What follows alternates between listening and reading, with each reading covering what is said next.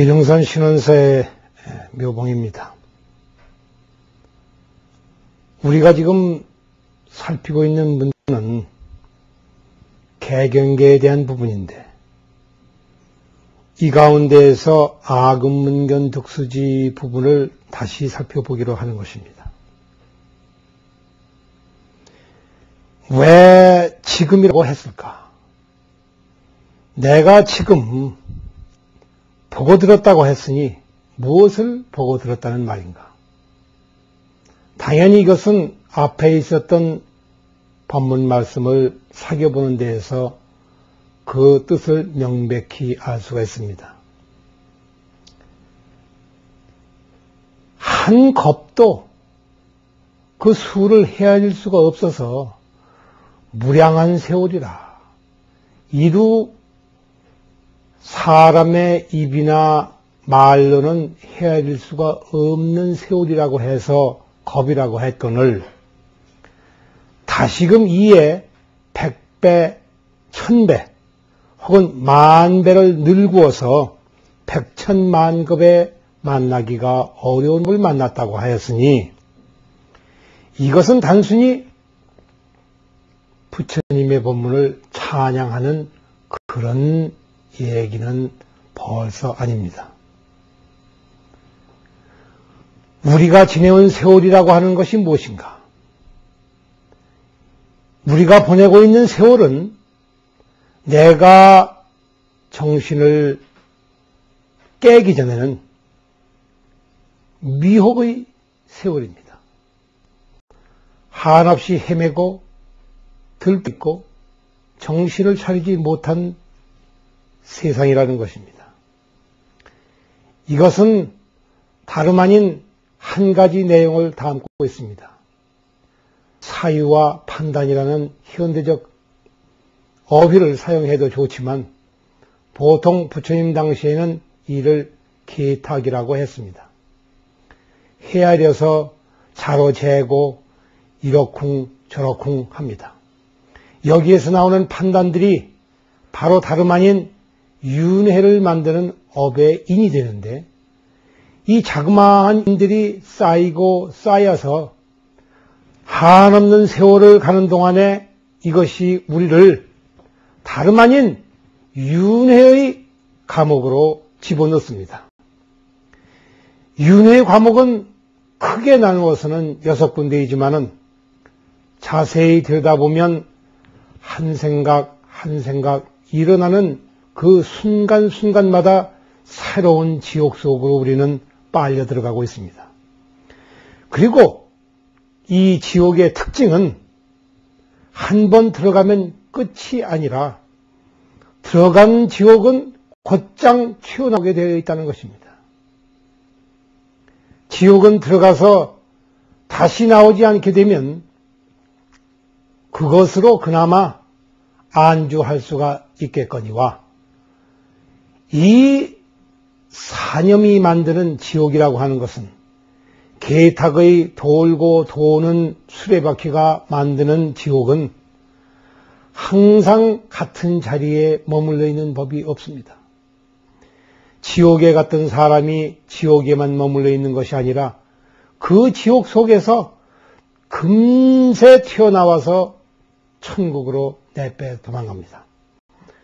천국에 들어가서 영원히 살면 좋지만 또 천국에 가서 있기가 바쁘게, 앉기가 바쁘게 또 다음 곳으로 내려갑니다.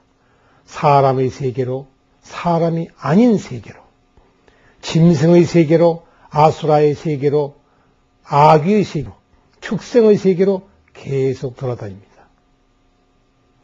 어떤 이들은 이를 일컬어서 사람 안에는 천사와 마귀와 모든 것이 다 들어있다고 얘기하는 사람도 있으나, 이 말은 뒤집어서 말하면 사람 속에는 저러한 모습들이 전혀 없다는 말도 됩니다. 즉 우리는 지옥에 머물러만 있을 자격도 없고 천당에만 머물러 있을 자격도 없습니다. 짐승이 돼서 혹은 여우가 되고, 혹은 개가 되고, 혹은 소가 되고, 혹은 들쥐가 되고, 혹은 인무기가 되어 돌아다닐 때에도 한 몸을 받아서 그 한 몸을 유지하고 영원히 살다는 법은 절대로 없습니다. 이것은 우리의 생각의 변화와 똑같습니다. 한 생각도 우리는 같은 생각을 되풀이할 수가 없습니다. 옛날에 인도의 철인이나 히랍의 철인들이나 히랍의 철인, 중국의 철인, 모든 사람들이 한결같이 이 문제를 거론하였고 이 문제에 대해서 같은 결론을 얻어낼 수밖에 없었습니다. 즉, 우리가 머물러 있는 이 3개의 세계는 무엇 때문인지 분명히 이유가 있습니다마는 그 이유로 말미암아 어느 한 곳에도 안주할 수는 없다는 것입니다. 한 군데에 틀어박혀서 영원히 살 수는 없습니다. 마치 우리가 인간으로 태어났다가 이 목숨이 닿을 때 인간의 세계를 버리는 것과 같습니다. 그래서 우리는 곧장 얘기하기를 다른 세계로 간다고 얘기를 합니다. 그 실체야 어찌 되었든 간에 3개의 본성은 자기 자신 안에 머물러 있는 법이 없습니다. 그래서 부처님 말씀에도 이것을 법계가 공하다, 내가 공하다, 몸이 공하다, 마음이 공하다라는 말로 표현을 하신 겁니다. 백천만겁이라고 하는 것은 무엇인가? 그 옮겨다니는 세계가 백천만겁을 두고 그친 적이 없기 때문에 일어난 것입니다. 이것은 밑도 없는 바가지에 한없이 많은 물을 붓는 것과 똑같습니다. 부어도 절대로 채워지는 법이 없습니다. 우리는 이와 같은 세월을 지내고 있습니다. 그리고 적어도 이 순간까지는 한 번도 이것을 의식한 적이 없습니다. 왜냐하면 저 미진의 세계 속에 사는 사람은 자기가 미진인 줄을 모르는 것과 똑같습니다. 달빛은 그 자신이 밝은 줄도 모르고 온 세상을 두루 밝히되 모자람이 없습니다. 우리의 어리석음도 꼭 그와 같습니다. 우리의 세월을 보내는 미혹한 마음도 꼭 그와 같습니다.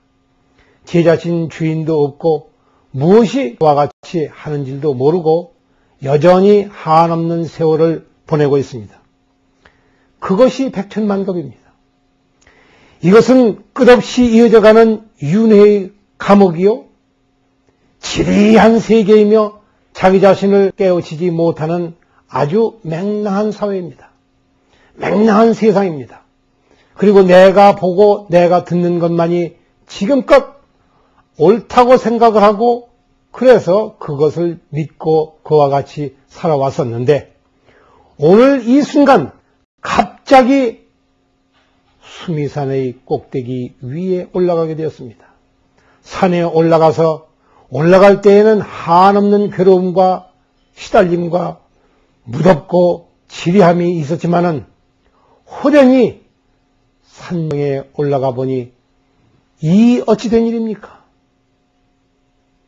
지금까지 보지 못하였던 세계가 눈앞에 확 펼쳐지는데 너무나도 깜짝 놀랄 만한 사실이 벌어졌습니다. 내가 그 속에 살았다는 것이 믿어지지가 않습니다.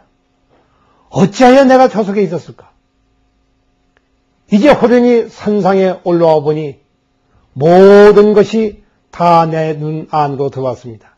이 작디 작은 눈 안 속으로 모든 세상이 들어왔습니다. 즉 내가 세상을 보게 되었다는 말입니다. 부처님은 이것을 혹은 기신이라, 신을 일으키기 시작하였다고 해서 기신이라 이렇게도 표현을 하십니다. 이제 스스로 놀라서 정신을 퍼뜩 차리고 세상을 보게 되었습니다.